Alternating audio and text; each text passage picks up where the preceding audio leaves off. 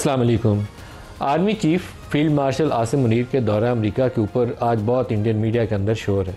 उनसे मंसूब कुछ बयानात हैं, ख़ास तौर पर वो एक बयान है जिसको इंडियन मीडिया कोट करता है इन्वर्टेड कॉमास के अंदर कि अगर पाकिस्तान को ख़तरा हुआ तो हम न्यूक्लियर पावर हैं, अकेले नहीं जाएंगे, आधी दुनिया को साथ लेके जाएंगे। हमारे ऑफिशियली उसको डिनाई किया गया कि आउट ऑफ कॉन्टेक्स्ट उसको कोट किया गया। लेकिन पाकिस्तान का न्यूक्लियर प्रोग्राम, उसका मकसद अमेरिका को फ़तह करना भी नहीं है, बरतानिया के ऊपर हमला करना भी नहीं है। हमने एक ही मकसद के लिए बनाया और उसका आगाज़ इंडिया ने किया था एटमी धमाका करके 70s में, और फिर जब 98 में भी न्यूक्लियर टेस्ट किए गए तो उसका आगाज़ भी इंडिया ने किया था। और हमें अपने दिफा के लिए न्यूक्लियर प्रोग्राम को हासिल करने का और अपने दिफा को मजबूत बनाने का पूरा हक़ हासिल है, जिसको पाकिस्तान ने इस्तेमाल किया। और ये हथियार कोई भी सेंसिबल मुल्क जो है किसी के ख़िलाफ़ इस्तेमाल ही नहीं कर सकता। एक ही पूरी दुनिया में आज तक वाक़या है, और जापान के ऊपर जिसने किया था वो भी हमें सबको पता है, लेकिन कोई मुल्क इसको इस्तेमाल नहीं कर सकता। ये हथियार दूसरे का हमला रोकने के लिए, डराने के लिए तो इस्तेमाल हो सकता है, लेकिन दूसरे मुल्क को फ़तह करने के लिए इस्तेमाल नहीं हो सकता। तो इंडियन मीडिया जो भी इसके ऊपर प्रोपागेंडा करे, या उनका जो एक्सटर्नल अफेयर्स मिनिस्ट्री है इसके ऊपर जो भी शोर करना चाहे, पाकिस्तान के दिफा के लिए ये लाज़िम व मलज़ूम था। नहीं तो जो आपको जोम था बहुत ज़्यादा कि हम कन्वेंशनल वॉरफेयर में भी तगड़े हैं और न्यूक्लियर हथियार भी हमारे पास मौजूद हैं, तो पाकिस्तान तो हमारे मुकाबले में खड़ा ही नहीं हो सकता। पाकिस्तान अपने दिफा को मजबूत बनाकर उसका मुजाहरा कर चुका है मई के महीने में, और आपके 6 जहाज़ जो गिरे 3 माह बाद आपको झूठी कहानियाँ घड़ के अपने लोगों को तसल्ली देने की कोशिश कर रहे हैं, और उसमें भी कामयाबी आपको हासिल नहीं हो रही। एक इशू जो सबसे बड़ा है और वो ख़तरा अभी सर पे मंडला रहा है, इंडियन आर्मी की तरफ से जो बयानात आ रहे हैं, उनके आर्मी चीफ़ के भी और एयरफोर्स चीफ़ के भी, बीजेपी के तो लीडरशिप के बयानात आ ही रहे थे, उनसे एक चीज़ की तरफ बहरहाल निशानदेही होती है कि जो जंग का ख़तरा है वो सरों पे मंडला रहा है। एक तो वो मई वाले महीने में हमने जो 4-5 रोज़ के अंदर आपस में लड़के देख लिया जिस पे उसके राफेल गिर गए, लेकिन अब वो उस खिफ़त को मिटाने के लिए और उस हज़ीमत को मिटाने के लिए दोबारा कोई और तरीका सोचेंगे। कभी वो ख़बर आती है कि वो सरहदों के करीब कोई मशक़ें वगैरह करने की कोशिश कर रहे हैं, कभी उनके एक आर्मी चीफ़ का बयान आ जाता है, एक दिन उनके एयर चीफ़ का बयान आता जाता है। हर चीज़ एक ही तरफ इशारा कर रही है कि they are preparing for another war. और उसका बड़ा फैक्टर यह है कि मोदी अंडर प्रेशर है, अपोजिशन तगड़ी होती जा रही है। राहुल गांधी रोज़ खड़ा होकर वो कहता है कि इसने हमारी सीटें चुराई हुई हैं, इसने इलेक्शन में धांधली की है, बिहार का इलेक्शन सर पे खड़ा है, अमेरिका से तल्लुकात में तलखी आ रही है, 50% टैरिफ लगा हुआ है, तो ना घर के अंदर सुकून है ना बाहर सुकून है। तो ये ऐसे मौके के ऊपर इंडियन पॉलिटिक्स के अंदर सबसे जो पसंदीदा मौजू होता है कि एंटी पाकिस्तान या बयानियाँ बनाएं या सरहदों के गिरमा दें, जिससे आवाम की तवज्जो पाकिस्तान की जानिब मबजूल हो जाए। पाकिस्तान में खुशकिस्मती से लोग ये वॉर मॉन्गरिंग के ऊपर पसंद नहीं करते, ना ये कोई पसंद करता है कि हम जाके इंडिया के ऊपर हमला कर दें, लेकिन इंडिया की पॉलिटिक्स में ये पसंदीदा चीज़ यही है कि वो एंटी पाकिस्तान बयानियाँ बनाएं। इलेक्शन में भी वो इसी तरीके से जाते हैं और उसी के ऊपर वो खेलते हैं। ये बड़ा क्लियर है उनका जुमला कि नेक्स्ट वॉर में हैपन वेरी सून। तो ये वेरी सून कितना सून है, हमें उसके लिए तैयार रहना पड़ेगा, क्योंकि आप दुश्मन की तरफ से आंखें कभी बंद नहीं कर सकते। पहले भी वो मस्जिदों के ऊपर हमलावर हुए थे, वो शहरी आबादियों के ऊपर उन्होंने अटैक किया था कि मुरीदके के ऊपर और बहावलपुर के ऊपर और कश्मीर वाले इलाकों के ऊपर, और दोबारा भी इसी तरह की हरकत करेंगे। तो we should be well prepared. दूसरा उसका हिस्सा आता है हमारी इंटरनल यूनिटी का, जिसका हमने 6-7 मई से लेकर 10 मई तक मुजाहरा किया था। ये कौम यूँ जम के खड़ी थी, 25 करोड़ लोग थे, पूरी फ़ौज के पीछे कौम खड़ी थी कि कोई ख़तरा आ जाएगा तो परवाह नहीं है, हम पूरी कौम लड़ने के लिए तैयार बैठे हैं। और वो शायद इंडिया की तवक्कुआत के बिल्कुल बरखिलाफ़ एक पाकिस्तान का रद्दअमल था। कोई उसमें PTI नहीं थी, कोई उसमें नून लीग नहीं थी, कोई इस्टेब्लिशमेंट या एंटी इस्टेब्लिशमेंट बयानिया नहीं था। और ये हमारे लिए एक अपॉर्चुनिटी थी कि हम इस तकसीम को जो घर के अंदर थी उसको उसके बाद हमेशा के लिए मिटा भी देते। लेकिन जो PTI के ख़िलाफ़ सज़ाओं का अमल है, मुझे लगता है कि ये रीट्रिगर होगा ये इशू, और आज भी उनके ख़िलाफ़ शाह महमूद कुरैशी को तो ज़मानत मिल गई है, और हमारे इस्लामाबाद ब्यूरो के मुताबिक उनकी 12 बाकी केसेस में भी बेल हुई है, तो वो बाहर भी आ सकते हैं आइंदा चंद रोज़ में। लेकिन बाकी लोगों को 10 साल और 5 साल आज भी सज़ाएँ दी गई हैं। और पहले वाले केस की जो तफसील है उसमें वो पुलिस अफसर कोई मेज़ के नीचे छुपा हुआ है, कोई पर्दे के पीछे छुपा हुआ है, उनके बयानात के ऊपर जो सज़ाएँ हैं वो सुपीरियर जुडिशरी में उनका बरकरार रहना काफ़ी मुश्किल होगा। तो हमें इससे आगे निकलने का रास्ता ढूंढना चाहिए, सियासी तस्फिया चाहिए, जिससे पाकिस्तान के मामलात आगे बढ़ाने में हमें मदद मिल सके। आज जो स्टूडियोज़ में हमारे साथ मेहमान शख्सियात हैं, बन नियाज़ी साहब हैं पाकिस्तान तहरीक इंसाफ से, शाह खावर साहब हैं मारूफ माहिर कानून, और बिलाल अज़हर कियानी साहब हैं वज़ीर मुमलकत ख़जाना। सबको प्रोग्राम में खुश आमदीद कहते हैं। बिलाल साहब, पहले आप बताइएगा, आर्मी चीफ़ का दूसरा विज़िट हुआ है विद इन 6-8 वीक्स, और उसके ऊपर इंडिया में काफ़ी वावेला है। पहले के ऊपर भी इशू था, मोदी ने वाशिंगटन का दौरा छोड़ दिया था कि पाकिस्तान का आर्मी चीफ ट्रंप से बैठ के लंच कर रहा हो तो मैं वाशिंगटन नहीं आऊँगा, और काफ़ी उनकी खटाई पड़ गया मामला दो तरफा ताल्लुकात का। अभी दोबारा दौरा हुआ है और इंडिया में बहुत शोर है कि ये बयान दिया, ये बयान दिया। आपको क्या लगता है कि हमारे और अमेरिका के मामला कैसे आगे बढ़ने वाले, ख़ास तौर पर जो ट्रेड वाले मामला हैं उसमें क्या बेहतरी आ सकती है? इन्वेस्टमेंट के ऊपर हाई होप्स है, कहाँ इन्वेस्टमेंट आएगी, कुछ रोशनी डालें। जी बिस्मिल्लाहिर्रहमानिर्रहीम। नदीम साहब बहुत शुक्रिया जी अपने शो में दावत देने का। देखिए नदीम साहब, जिस तरह के आप अभी बता रहे थे कि जो शोर इंडिया में वो तो मचना है, उसकी वजह ये है कि अभी जो field marshal chief of army staff Asim Munir का जो विज़िट है, ये एक तसलसल है स्ट्रेंथनिंग ऑफ रिलेशनशिप का अमेरिका और पाकिस्तान के दरमियान। और आपने पिछले चंद माह में देखा है कि आगाज़ इसका हुआ, मतलब कि आप आज से 2-3 साल पहले देखें तो आप सोच नहीं सकते थे कि जिस टाइम पर साइफ़र लहराया गया था कि आज हम यहाँ पर खड़े होंगे अमेरिका के साथ ताल्लुकात में, कि हमारी फील्ड मार्शल आसिम मुनीर का प्रेसिडेंट ट्रंप के साथ लंच होगा, secretary of state Marco Rubio के साथ डिप्टी प्राइम मिनिस्टर की मुलाकात होगी, फिर फील्ड मार्शल साहब का विजिट होगा। प्राइम मिनिस्टर साहब इस सारी डिप्लोमेटिक स्ट्रेंथनिंग को लीड कर रहे हैं। ट्रेड डील के लिए हमारे फाइनेंस मिनिस्टर वहाँ पे जाके कॉमर्स सेक्रेटरी से मिलते हैं, यूएस ट्रेड रिप्रेजेंटेटिव से मिलते हैं, 2 विजिट्स होते हैं। We end up with the tariff, जो हमें टैरिफ मिलता है वो इस खत्ते में हमारे मेन कंपेटिटर्स के मुकाबले में सबसे बेहतर होता है। This was inconceivable 2-3 years ago. तो मेरे ख्याल से जब ये तसलसल हो और साथ साथ अब दूसरी तरफ भारत के ताल्लुकात का अमेरिका के साथ उसी रफ्तार से तनज़्ज़ुली देखें, तो मेरे ख्याल से वो शोर तो बिल्कुल उनके एंड पे मचेगा। अब वो उसको स्पिन भी देंगे, वहाँ पे तशवीश भी है, उनकी पार्लियामान के अंदर भी बात हो रही है। लेकिन बिलाल साहब, हमें 19% मिला है, बांग्लादेश को 20 मिला है, थाईलैंड को भी 20 मिला है, तो हम कोई बहुत ज़्यादा कोई एडवांटेज वाली पोजीशन पे भी नहीं खड़े। मगर देखिए ना नदीम साहब, बात ये मैं फिर से दोहराऊंगा कि एक तो 29 से 19 हुआ, पहली बात ये। दूसरी बात ये है कि मैं तो आपसे ये कहता हूँ कि 2-3 साल पहले तो ये आप सोच भी नहीं सकते थे कि इस खत्ते में हमें सबसे बेहतर टैरिफ मिलेगा।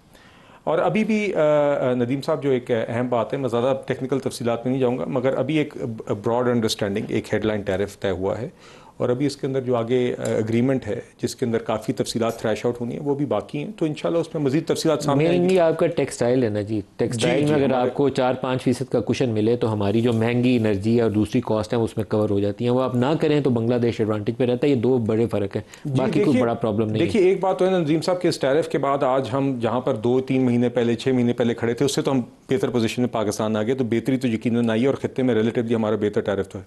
आगे जैसे मैंने कहा अभी, क्योंकि we have to remain sensitive to the fact कि आगे अभी मजीद नेगोशिएशंस बाकी हैं टू फाइनलाइज द एग्रीमेंट। दूसरी जो आपने पॉसिबिलिटी है टेक्सटाइल सेक्टर में आपको, जी देखिए अगेन दीगर चीज़ें उसमें आई थिंक दोनों तरफ से नेगोशिएट होनी है और इंशाल्लाह in the coming months I think उसमें ज़्यादा चीज़ें वाज़ेह होंगी। मगर I think even at this stage the deal we have is a landmark deal. दूसरी बात जो आपने की इन्वेस्टमेंट्स के हवाले से, देखिए अमेरिका ने बड़े वाज़ेह तौर पर, और चंद ट्रेड नेगोशिएशंस में ये ऐसा हुआ है या शायद ही कोई और ऐसी है जिसमें ये हुआ है इस दौरानिए में, कि पाकिस्तान की तरह किसी और के साथ उन्होंने एक commitment to invest more in that country उन्होंने किया हो। तो यहाँ पे वाज़े तौर पे अमेरिका ने ना सिर्फ ये वाज़े तौर पर कहा है कि पाकिस्तान में इन्वेस्टमेंट बढ़ाई जाएगी या की जाएगी, बल्कि स्पेसिफिकली कुछ सेक्टर्स जो फोकस हैं उसको भी जिक्र हुआ है, जिसमें एनर्जी सेक्टर है, माइंस एंड मिनरल्स है, IT सेक्टर है, आई थिंक क्रिप्टो करेंसी है, तो दीगर वो सेक्टर्स हैं। अब इसके ऊपर नेक्स्ट स्टेप्स आर ऑब्वियसली कि स्पेसिफिक अपॉर्चुनिटीज़, फीजिबिलिटी स्टडीज़ वो एक्सप्लोर की जाएंगी। फिर जो महकमे हैं, चाहे वो वजारत पेट्रोलियम और वहाँ का एनर्जी डिपार्टमेंट है, उसके दरमियान बातचीत होगी तो एक्सप्लोर अपॉर्चुनिटीज़ जहाँ पर आगे चीज़ों को एग्रीमेंट की तरफ लेके जाए जा सकते हैं। बेस्ट मैं सब ये पाकिस्तान इंडिया और पाकिस्तान अमेरिका दोनों चीज़ें इकट्ठी चल रही हैं। अभी दोनों की समझ नहीं आ रही कि आगे जाके हमारे साथ होना क्या है। ट्रंप का भी नहीं पता कि वो कल इंडिया से डील करके दोबारा हमें तंग कर रहा हो। तो आप कैसे देखते हैं, हाउ टू मूव फॉरवर्ड, कैसे इसको लेके आगे चलना है? बुनियादी तौर पर जी देखें, टाइम से पहले बगले नहीं बजानी चाहिए। बुनियादी तौर पे अगर ट्रंप कोई बात कर रहा है, उसने अपने यूएस के ऑब्जेक्टिव सामने रखने हैं। और सबसे बड़ा ऑब्जेक्टिव क्या है कि इस वक्त डॉलर को सबसे बड़ी थ्रेट क्या है कि पेट्रो डॉलर का टाइम पीरियड ख़त्म हो गया। एग्रीमेंट अभी ना मिडिल ईस्टर्न कंट्रीज़ ने रिन्यू किया है। अगर एक नई करेंसी इस वक्त मार्केट में आ जाती है तो वो डॉलर को किस तरह से टफ़ टाइम दे सकती है। जो $1 ट्रिलियन की इकॉनमी है जो डेफिसिट में चल रही है, सिर्फ नोट छाप के चल रही है, उसको ख़तरा किससे है कि अगर इंडिया, रशिया, चाइना एक ब्लॉक में खड़े हो जाते। बेसिकली तो चाइना से और रशिया से दूर करने के लिए बार बार इंडिया को थ्रेट किया जा रहा है, और वो थ्रेट लेता है नहीं लेता। हालांकि देखा जाए तो $85 बिलियन का ट्रेड है उसका यूएस के साथ। जिस तरह का टैरिफ, अगर 50% टैरिफ हो तो समझे उसका ट्रेड आधा हो जाएगा, मगर उस आधे ट्रेड में भी वो बल्ज इन नहीं कर रहा।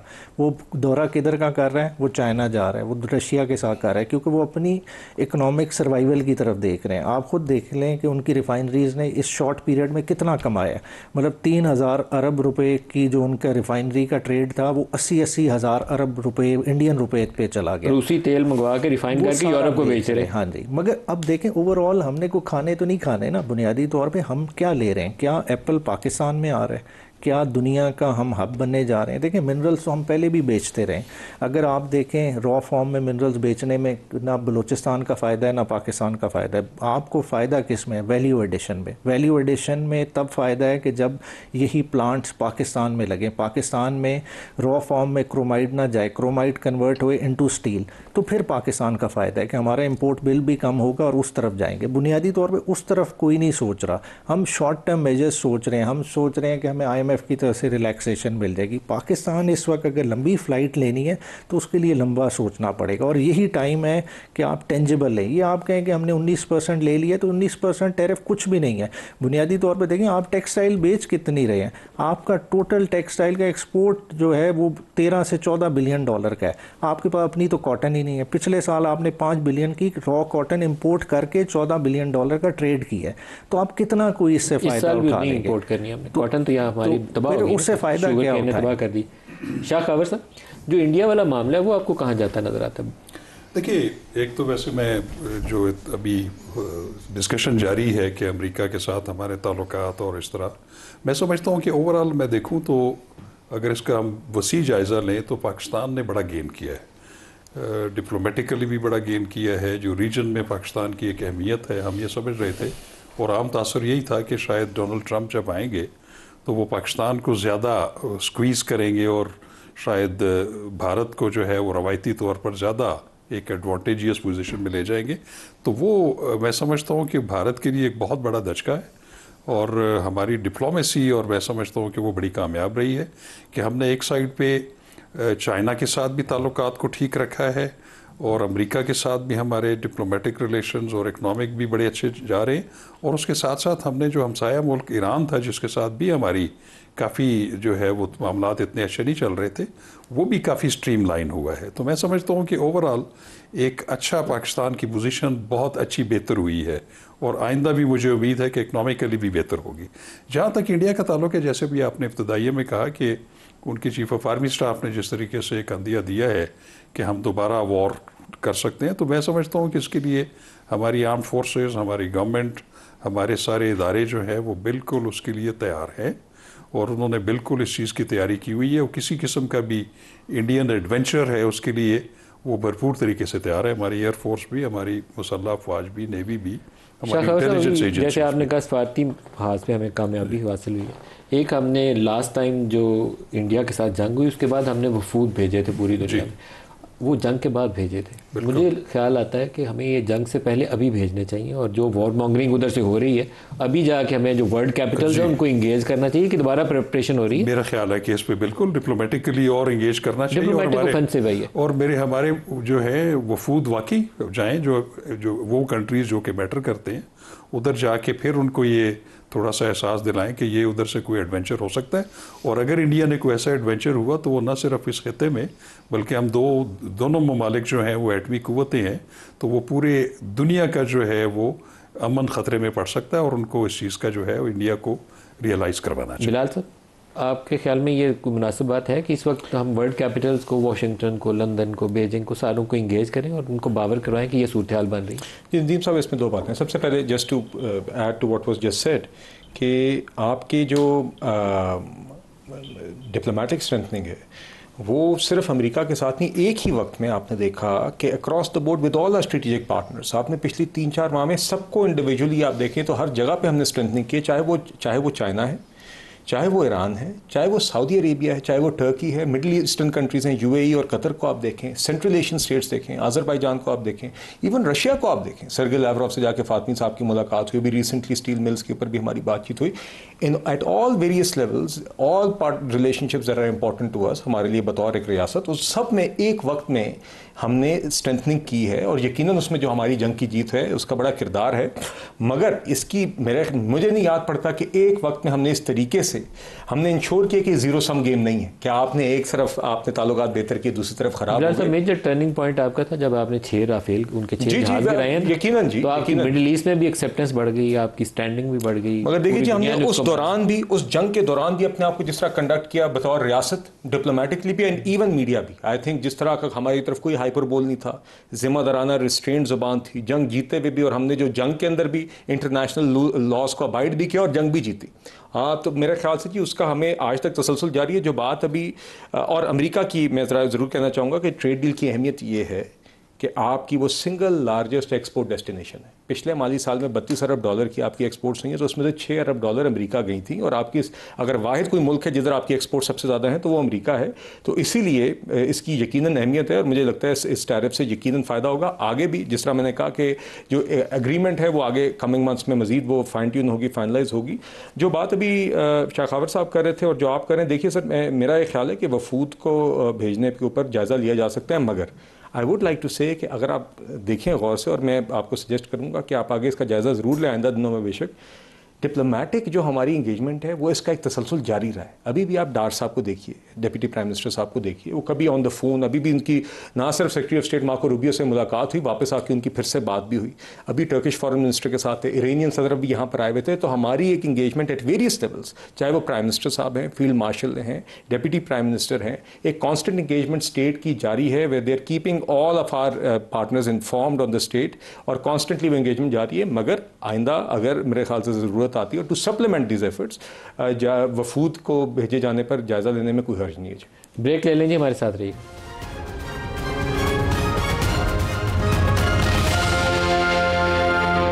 प्रोग्राम में दोबारा खुशामदीद कहते हैं। 9 मई के मुकदमात में डॉक्टर यास्मीन राशिद, मियां महमूद, एजाज चौधरी और उमर सरफराज चीमा, इनको 10-10 साल कैद हुई है। और आलिया हमजा, सनम जावेद, इनको 5-5 साल हुई है। जुर्माना भी कुछ को हुआ और कुछ लोग बरी भी हुए हैं, जिसमें शाह महमूद कुरैशी भी शामिल हैं। शाह साहब जो है वो 12 मुकदमात उनके ऊपर मजमूई तौर पर हैं, और हमारा ब्यूरो, इस्लामाबाद ब्यूरो, कह रहा है कि बाकी मुकदमात में उनकी ज़मानत है। इसलिए अगर किसी और में उनको पकड़ नहीं लिया जाए या नई FIR नहीं काट दी जाए तो वो आइंदा आने वाले दिनों में उनकी रिहाई का भी इम्कान मौजूद है। सियासी सूरत हाल के ऊपर इंतसार है। आपकी तरफ आ रहा हूँ बैरिस्टर साहब, ये जो सज़ाएँ हुई हैं इसके ऊपर पहले तो आप अपना रद्द-ए-अमल ही दे दीजिए। देखिए, सज़ाएँ तो वो तसलसल है कि एक बना हुआ है कि 9 मई का बयानिए को हमने साबित करना है और उसको साबित करवाना है, और उसी के तसलसल में ये सज़ाएँ आई हैं। अगर देखें, शाह साहब बैठे हैं, मतलब कानून का एक प्रिंसिपल है कि गवाह अगर एक बंदे के लिहाज से झूठा है वो हर किसी के लिहाज से झूठा होगा। ये नहीं है कि वो चंद के लिए सच्चा साबित हो जाए और चंद के लिए झूठा साबित हो जाए। देखिए, यही गवाह ट्रायल के दौरान पेश हुए, ATC सरगोदा ने सुन के मुल्ज़िमान तमाम बरी किए। यही एविडेंसी कॉन्स्पिरेसी के लिए यही गवाह था जो टेबल के नीचे निकला। वहाँ पुलिस वाला भी यही नीचे छुपा हुआ था। हाँ जी, जब वो वहाँ झूठा साबित हो गया तो आज किस तरह से वो गवाह सच्चा हो गया, जिसकी बुनियाद पे आप सारों को 10-10 साल बाटा रेट के हिसाब से सज़ा दी जा रहे हैं। बुनियादी तौर पे तो सज़ा इस चीज़ की दी जा रही है कि वो इमरान खान के साथ नहीं खड़े हुए। हालांकि इन्हीं FIRs में और लोग भी हैं जिन्होंने खाली प्रेस कॉन्फ्रेंसेस की, उनको आज तक प्रोसिक्यूट नहीं किया, उनके पीछे कोई गया नहीं, वो कंफर्टेबली घर से बैठे हैं और अपने मामलात चला रहे हैं। शाह खबर साहब, आप क्या कहेंगे? देखिए, अगर तो ये स्टेट ऑफ अफेयर्स है जिस तरह के, अगर वो हम सुन रहे हैं कि वो 3 गवाह हैं, वो बहुत सारे मुकदमों में वही लोग हैं जो कि कॉन्स्पिरेसी को एस्टेब्लिश कर रहे हैं, अगर उसका लेवल इस तरह का है कि वो एक मीटिंग में जो है वो मेज़ के नीचे या कहीं छुपे हुए थे और वहाँ से, और वो कोरैबोरेट नहीं कर रहा उनके पूरे प्रोसिक्यूशन के केस को, तो ये तो यकीनन एक बड़ी, मैं समझता हूँ कि वीक प्रोसिक्यूशन थी। और अगर ये इस तरीके से अगर ये हाई कोर्ट में जाएंगे, क्योंकि हाई कोर्ट जब उसकी पूरी एवेल्यूएशन करेगी पूरी एविडेंस को, तो अगर इस तरह की डिस्क्रिपेंसीज हों जो कि बड़ी, जैसे सुनने में आ रहा है, वो तो बड़ी वाज़ेह हैं सर, तो उसका फ़ायदा तो यकीनन फिर मुल्ज़मान को पहुंचता है। लेकिन उसमें प्रॉब्लम ये है कि देखना ये है कि उनकी अपीलें सुनी कब जाएंगी। अब इसमें जो एक बुनियादी चीज़ ये है कि अब जितने भी लोग जिनको कन्विक्शन हुई है और वो जाहिर है कि वो अपना राइट ऑफ अपील एक्सरसाइज करेंगे, वो उनका राइट है, लेकिन उसमें ये देखना है कि वो उनका जो नंबर कब आता है, क्योंकि पहले से अपीलें पड़ी हुई है साहब। लेकिन जिस तरीके से एक सब इंस्पेक्टर को बनाया गया गवाह को बेस के नीचे छुपा था, एक पुलिस वाला पर्दे के पीछे छुपा था, कॉन्फिडेंस इंस्पायरिंग नहीं है। एक पुलिस वाले को पता चला कि वो चक्री में मीटिंग है और उसको किसी ने बड़ी राजदारी से बात बताई। मैं ये कह रहा हूँ कि ये वो स्टैंडर्ड है एक वीक एविडेंस का, जो कि नॉर्मली हाई कोर्ट्स में जो है उनको जो है वो बिल्कुल वो ब्रश असाइड कर दिया जाता है। लेकिन अब चीज़ ये है कि अब चूँकि जो कि 10-10 साल सज़ाएँ जो हैं वो मैं आपको बताता हूँ कि इसमें ये भी है कि जो भी अपीलें फ़ाइल करेंगे वो अपनी सज़ाओं की मुअत्तली और ज़मानत पर रिहाई की भी एप्लीकेशंस देंगे, जिसको 424 CRPC जो है वो अप्लाई करती है। लेकिन वहाँ पे एक चीज़ है कि 10 साल और उससे ज़्यादा जो सज़ाएँ हैं उसमें जो ज़मानत का उसूल है उसमें यही है कि वो नॉर्मल सर्कमस्टांसिस में न दी जाए। लेकिन जो 5 साल की मैं समझता हूँ सज़ाएँ या उससे जो कम है वो लेसर पनिशमेंट्स के उसमें आते हैं, तो वो नॉर्मली एपेलेट कोर्ट्स जो हैं वो अपीलों की पेंडेंसी के दौरान उसमें ज़मानत दे देते हैं। और तो ये 10 साल वाले जो है इनकी ज़मानतों के ऊपर वहाँ पे थोड़ा सा उनके लिए मुश्किल होगी, लेकिन 5 साल और उससे जो कम सज़ाएँ हैं और ख़ास तौर पे ख़वातीन का जो है उनको भी एक थोड़ा सा एक एक्सेप्शन हासिल है कानून की नज़र में भी, तो उनको भी शायद हाई कोर्ट्स जो हैं वो अपील की पेंडेंसी के दौरान शायद उनकी सज़ाएँ मुअत्तल कर दें। बिलाल साहब, आपकी हुकूमत तो खुश होगी कि अगर 27वीं तरमीम लानी है तो उससे पहले अपोजिशन सारी स्टीम रोल हो जाए। नदीम साहब, बात किसी भी तरमीम की या ये नहीं है, बात बुनियादी तौर पर यह है कि 9 में तो हुआ। अब ये तासर PTI देने की कोशिश करती है जैसे 9 में कोई होक्स है, जैसे 9 में कोई बनाई हुई चीज़ है। वाज़े बात है और ये एडमिटेड फैक्ट है कि एक शख्स गिरफ़्तार हुआ जो इनका बानी है, और उसके फ़ौरन बाद इनकी जमात की ये पॉलिटिकल फेसेस इन्हीं के जमात के कारकुनान को लेके, इन्हीं की जमात के झंडे लेके शहर शहर में बाहर निकले। और ये अजीब इत्तफ़ाक़ है कि शहर शहर में फ़ौजी अमलाक पर ही हमला हुआ, चाहे वो सियालकोट था, चाहे वो रावलपिंडी था, चाहे वो लाहौर था, चाहे वो पेशावर था, चाहे वो मियांवाली था, चाहे वो चकदरा था। इन सब जगहों पर इनके ही लोग निकले। इन सब जगहों पर इत्तफाक ये कहते हैं हमारी गलती नहीं है, 200 के करीब इंस्टॉलेशन सर, ये इन सब लोगों ने बाकायदा प्लान के तहत ये हमला किया। और इमरान खान साहब ने अगले दिन बाकायदा कोर्ट में कहा कि अगर तकरीबन उनकी आपको वीडियो निकालने होंगे, मुझे हाथ लगाएंगे तो ऐसा ही होगा। वो तो जब 8-9 दिन बाद उनको समझिए, उन्होंने समझ रहे थे कि मैंने ज़ोर ज़बरदस्ती से मैं कोई जीत ले गया हूँ या वटेवर। 8-9 दिनों बाद फिर उनको जब समझ आई कि तो पानी सर से गुजर गया है और ये तो चीज़ एक्सेप्टेंस नहीं हो रही, तो उसके बाद फिर उन्होंने कहा कि नहीं, देखें जिसने किया उसने खुद किया। अब ये भी आप इस पे भी बात कर लेते हैं कि आप कहते हैं कि आप लोगों को उकसाएं, आप लोगों को बाहर लेकर जाएं, और ये अजीब इत्तफाक की, अगर आप कहते हैं इत्तफाक है और लोगों ने खुद किया, तो अजीब इत्तफाक है कि इन सारे शहरों में आपके ही कारकुनान आपके ही झंडे लेके जगह जगह इत्तफाकन वो फौजी अमलाक पर हमला कर रहे हैं। तो देखिए ये बिल्कुल एक प्लान्ड एक्टिविटी थी। बिलाल साहब देखिए, जो मियांवाली एयर बेस पे जिन्होंने आग लगाई या चकदर्रा पे हमला किया या बालासार पे हमला किया या कोर्ट कमांडर हाउस के ऊपर अटैक किया, मैं उसको किसी एक्शन को जस्टिफाई नहीं करूँगा, मैं उसको कहता हूँ ये यौम से गलत काम किया गया। लेकिन फिर आपको किसी सब इंस्पेक्टर के मेज़ के नीचे छुपे हुए की गवाही नहीं लेनी चाहिए थी। वहाँ पे आपके पास सब्सटेंशियल एविडेंस होनी चाहिए थी, उसकी बुनियाद के ऊपर जो भी इन्वॉल्व था उसको पनिश करते, बाकियों को रगड़ा ना लगाते। 4-6 महीने किसी ने जेल काट दी थी, वही रगड़ा काफ़ी था। फिर आपको एक्चुअल जाना चाहिए था कि ये बंदा एक्चुअली इन्वॉल्व है, पॉलिटिकल मोटिवेशन नहीं उसमें होनी चाहिए थी। अभी जब आप सब इंस्पेक्टर की गवाही के ऊपर साइन देंगे ना, तो वो पॉलिटिकल मोटिवेशन। मैं नदीम साहब, मैं किसी भी स्पेसिफिक केस के ऊपर, उसके फैक्ट्स के ऊपर मैं कमेंट नहीं करना चाहता, क्योंकि फ्रैंकली मैं कहूँ कि आपके सामने मैंने एक केस पढ़ा हुआ है, आप उसके ऊपर बहस कर सकते हैं कि इस केस में लीगल टेक्निकलिटी ये वो। मैं तो आपको एक ओवरऑल बात बता रहा हूँ कि इमरान खान साहब गिरफ्तार होते हैं, PTI ने प्लान के तहत, इनके लीडर्स ने और इनके कारकुनान ने ये हमले किए। ये हमले उन्होंने शहर शहर में किए, ये प्लान था। बाद में इसका तकरीबन इमरान खान ने उसकी कामयाबी की एक स्टेटमेंट अगले दिन जारी की। अब उसके बाद मैं बिल्कुल आपसे इस हद तक इत्तफाक करता हूँ कि देखिए, जो भी बेगुनाह है उसे रिहा होना चाहिए, और जो मगर जिसने जुर्म किया है उसको सज़ा होनी चाहिए। उसके अंदर अगर ऊंच नीच है तो वो आगे भी लीगल फोरम्स मौजूद हैं, वो पूरी हो जाएगी। मगर इस बात में कोई शक नहीं है मेरे जहन में कि PTI ने प्लान के तहत ये किया। ये बिल्कुल इत्तफाक या कोइंसिडेंस नहीं है कि PTI के ही लोग शहर शहर में उन्होंने प्रोटेस्ट के नाम पर जाके फौजी अमलाक पर हमला किया। ये इत्तफाक नहीं होता। इत्तफाक होता अगर एक शहर में या सिर्फ जिन्ना हाउस में हुआ था, ये शहर शहर में हुआ है, पूरे मुल्क में हुआ, और ये इनका बाकायदा प्लान था। तो मैं सब 2 साल से कितना अरसा हो गया होगा, मई से लेकर अब तक अरसा, वो तो उन्होंने जेलें काट ली हैं। मेरे ख्याल है आमतौर पर अगर किसी ने कोई धिंगा मुश्ती की होगी तो इतनी सज़ाई मिलती है उसको। तो इस प्रोसेस का कोई एंड रिजल्ट भी तो होना चाहिए कि कहाँ जाके कंक्लूड होना। अभी तो ओपन एंडेड ही नजर आता है। देखिए, कोई कंक्लूड करना चाहता ये नहीं है। बुनियादी तौर पे अगर कंक्लूजन की तरफ होता तो जिससे आपने पिन पॉइंट किया था, आप पकड़ के लोगों को विक्टिमाइज ना करते। मतलब इसकी छोटी छोटी मिसालें मौजूद हैं।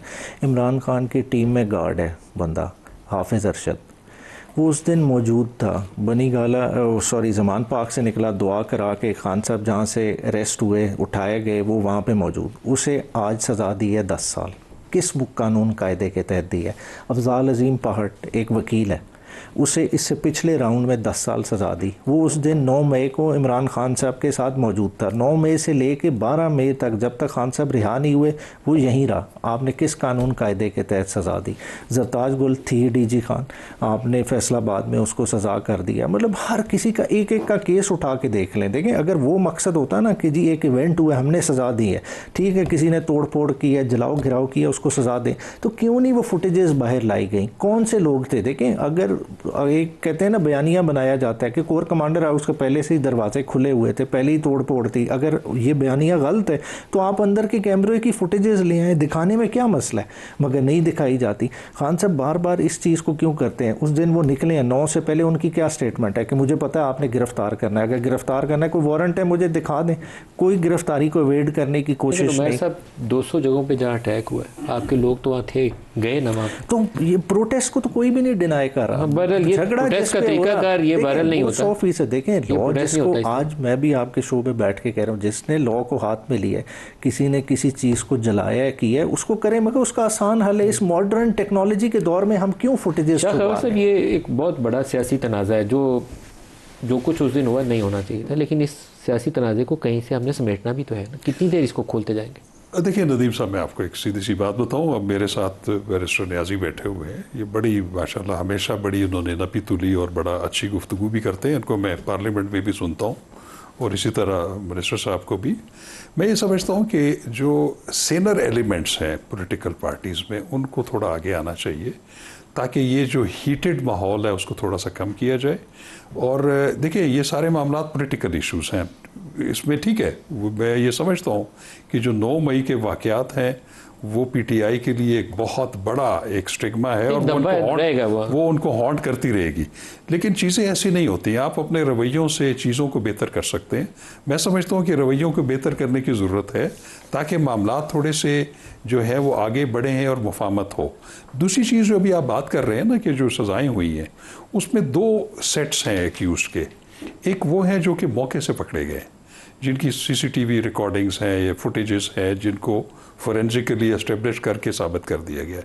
जिस पे एतराज़ ज़्यादा हो रहा है ना, वो ये, जैसे भी कुछ ख़वातीन और हज़रात का जिक्र किया कि वो मौके पे मतलब कैसे हो सकता है कि मुख्तलिफ जो लोकेशन उसकी कहीं और एस्टेब्लिश हो रही है। वो बेसिकली होता है मुजरिमाना साजिश और अयानत जुर्म। लेकिन मुजरिमाना साजिश और अयानत जुर्म को एस्टेब्लिश करने के लिए आपके पास बड़ी इररिफ्यूटेबल एविडेंस होनी चाहिए। वो एविडेंस इस तरह की नहीं होनी चाहिए जिस तरह के हम सुन रहे हैं कि वो 3 स्पेशल ब्रांच या पुलिस के अफसरान हैं या ऑफिशल्स हैं, वही हर केस में जाके कहते हैं जी कि हमारे सामने वो कॉन्स्पिरेसी हुई थी। और उसको आप एक एक्स्ट्रा जुडिशल कन्फेशन के उसमें भी कर सकते हैं कि एक थर्ड पार्टी कह रही है जी कि ये चूँकि आपस में गुफ्तगू कर रहे थे कि साजिश हमने सुनी और हम गवाह हैं। वो बड़ी वीकेस्ट फॉर्म ऑफ एविडेंस होती है।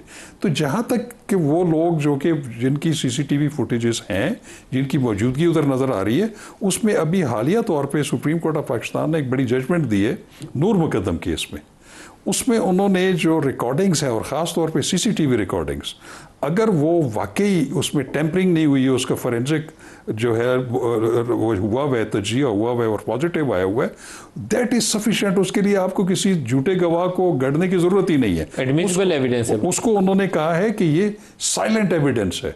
तो बजाय इसके कि आप प्रोसिक्यूशन या इन्वेस्टिगेशन जो है वो झूठे गवाह इकट्ठे करे, पीटीआई तो यही मुतालबा कर रही है। मैं ये कह रहा हूँ, उन्होंने मेयर साहब नहीं बोला। देखिए बात ये है कि अब जो जैसे मैंने अर्ज किया ना, ये 2 सेट के लोग हैं।